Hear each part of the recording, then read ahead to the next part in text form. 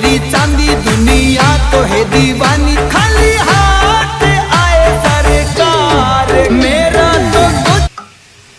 তার মধ্যে একটু আদা বাটা দিয়ে দেবো।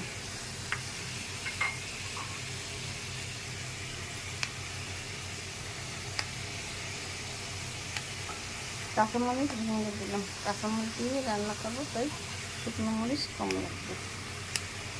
এটাকে ভেজে নেব।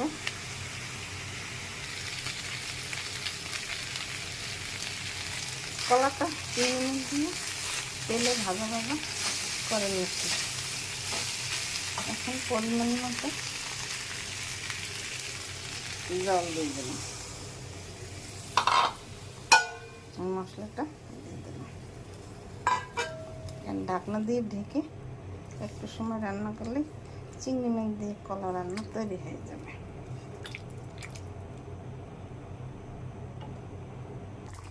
কলা তরকারি সেদ্ধ হয়ে গেছে।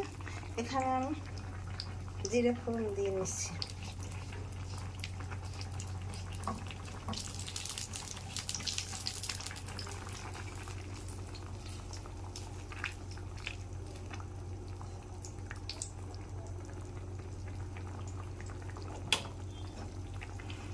এটা জিরে ফোড়ন দিয়ে দিচ্ছি।